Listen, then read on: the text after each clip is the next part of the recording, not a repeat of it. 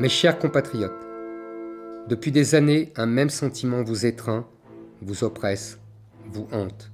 Un sentiment étrange et pénétrant de dépossession. Vous marchez dans les rues de vos villes et vous ne le reconnaissez pas. Vous regardez vos écrans et on vous parle une langue étrange et pour tout dire étrangère. Vous jetez un œil et une oreille aux affiches publicitaires, aux séries télévisées, aux matchs de football, aux films de cinéma, aux spectacles, aux chansons et aux livres scolaires de vos enfants. Vous prenez des métros et vous prenez des trains, vous vous rendez dans des gares et dans des aéroports, vous attendez votre fille ou votre fils à la sortie de l'école, vous accompagnez votre mère aux urgences de l'hôpital, vous faites la queue à la poste ou à l'agence pour l'emploi, vous patientez dans un commissariat ou dans un tribunal et vous avez l'impression de ne plus être dans le pays que vous connaissez. Vous vous souvenez du pays que vous avez connu dans votre enfance, vous vous souvenez du pays que vos parents vous ont décrit, vous vous souvenez du pays que vous retrouvez dans les films ou dans les livres, le pays de Jeanne d'Arc et de Louis XIV, le pays de Bonaparte et du général de Gaulle, le pays des chevaliers et des gentes dames, le pays de Victor Hugo et de Chateaubriand, le pays de Pascal et de Descartes, le pays des fables de La Fontaine, des personnages de Molière et des vers de Racine, le pays de Notre-Dame de Paris et des clochers dans les villages, le pays de Gavroche et de Cosette, le pays des barricades et de Versailles, le pays de Pasteur et de Lavoisier, le pays de Voltaire et de Rousseau, de Clémenceau et des poilus de 14, de Gaulle et de Jean Moulin, le pays de Gabin et de Delon, le Brigitte Bardot et de Belmondo, de Johnny et d'Aznavour, de Brassens et de Barbara, des films de Sautet et de Verneuil. Ce pays à la fois léger et brillant, ce pays à la fois littéraire et scientifique, ce pays tellement intelligent et fantasque, le pays du Concorde et des centrales nucléaires qui a inventé le cinéma et l'automobile. Ce pays que vous cherchez partout, avec désespoir, dont vos enfants ont la nostalgie sans même l'avoir connu. Ce pays que vous chérissez et qui est en train de disparaître. Vous n'avez pas déménagé, et pourtant vous avez la sensation de ne plus être chez vous. Vous n'avez pas quitté votre pays, mais c'est comme si votre pays vous avait quitté. Vous vous sentez étranger dans votre propre pays. Vous êtes des exilés de l'intérieur. Longtemps, vous avez cru être le seul à voir, à entendre, à penser, à craindre. Vous avez eu peur de le dire, vous avez eu honte de vos impressions. Longtemps, vous n'avez pas osé dire ce que vous voyez et surtout, vous n'avez pas osé voir ce que vous voyez. Et puis, vous l'avez dit à votre femme, à votre mari, à vos enfants, à votre père, à votre mère, à vos amis, à vos collègues, à vos voisins. Et puis, vous l'avez dit à des inconnus et vous avez compris que votre sentiment de dépossession était partagé par tous. La France n'était plus la France et tout le monde s'en était aperçu.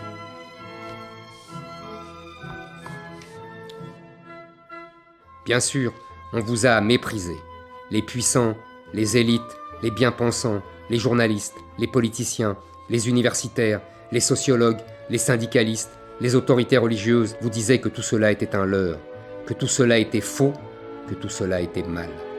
Mais vous avez compris avec le temps que c'était eux qui étaient un leurre, que c'était eux qui avaient tout faux, que c'était eux qui vous faisaient du mal. La disparition de notre civilisation n'est pas la seule question qui nous harcèle, même si elle les domine toutes. L'immigration n'est pas cause de tous nos problèmes, même si elle les aggrave tous.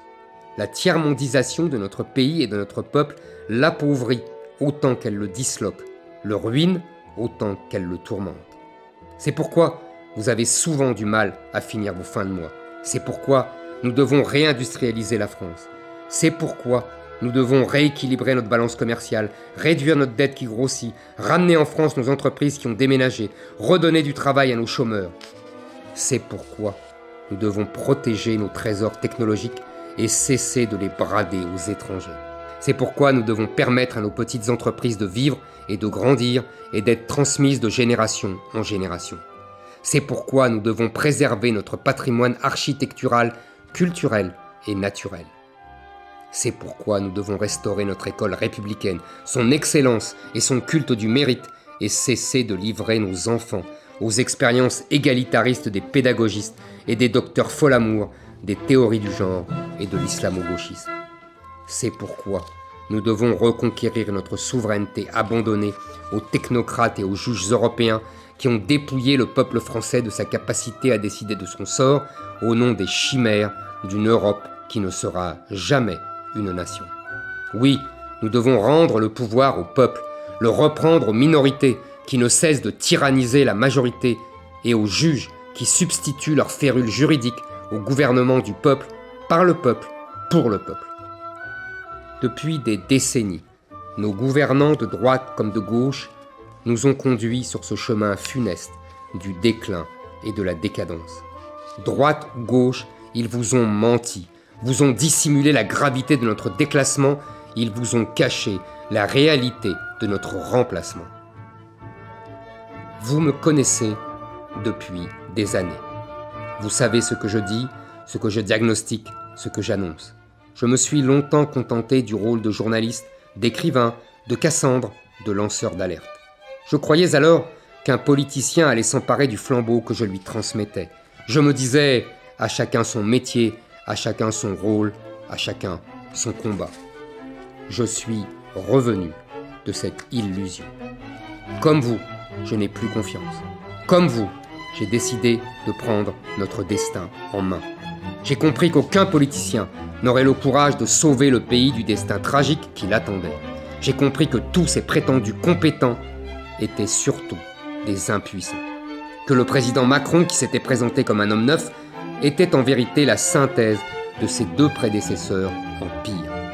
Que dans tous les partis, il se contenterait de réformettes alors que le temps presse. Il n'est plus temps de réformer la France, mais de la sauver. C'est pourquoi j'ai décidé de me présenter à l'élection présidentielle. J'ai donc décidé de solliciter vos suffrages pour devenir votre président de la République. Pour que nos enfants et nos petits-enfants ne connaissent pas la barbarie, pour que nos filles ne soient pas voilées et que nos fils ne soient pas soumis, pour que nous puissions leur transmettre la France telle que nous l'avons connue et reçue de nos ancêtres, pour que nous puissions encore préserver nos modes de vie, nos traditions, notre langue, nos conversations, nos controverses sur l'histoire ou la mode, notre goût pour la littérature et la gastronomie, pour que les Français restent des Français fiers de leur passé et confiants dans leur avenir, pour que les Français se sentent de nouveau chez eux et pour que les derniers arrivés s'assimilent à leur culture, s'approprient leur histoire, pour que nous refassions des Français en France et pas des étrangers sur une terre inconnue. Nous, les Français, nous sommes une grande nation, un grand peuple. Notre passé glorieux plaide pour notre avenir. Nos soldats ont conquis l'Europe et le monde. Nos grands écrivains et nos artistes ont suscité l'admiration universelle. Les découvertes de nos scientifiques et les fabrications de nos industriels ont marqué leur époque. Le charme de notre art de vivre fait l'envie et le bonheur de tous ceux qui y goûtent. Nous avons connu d'immenses victoires et nous avons surmonté de cruelles défaites. Depuis 1000 ans, nous sommes une des puissances qui ont écrit l'histoire du monde. Nous serons dignes de nos ancêtres. Nous ne nous laisserons pas dominer, vassaliser, conquérir, coloniser. Nous ne nous laisserons pas remplacer. Face à nous se dressera un monstre froid et déterminé qui cherchera à nous salir. Ils vous diront que vous êtes raciste. Ils vous diront que vous êtes animés par des passions tristes, alors que c'est la plus belle des passions qui vous anime, la passion de la France. Ils vous diront le pire sur moi, mais je tiendrai bon. Les quolibets et les crachats ne m'impressionneront pas. Je ne baisserai jamais la tête, car nous avons une mission à accomplir. Le peuple français était intimidé, tétanisé, endoctriné, culpabilisé. Mais il relève la tête, il fait tomber les masques, il dissipe les miasmes mensongers, il chasse ces mauvais bergers. Nous allons continuer la France. Nous allons poursuivre la belle et noble aventure française. Nous allons transmettre le flambeau aux prochaines générations. Aidez-moi, rejoignez-moi, dressez-vous. Nous les Français, nous avons toujours triomphé de tout. Vive la République et surtout, vive la France.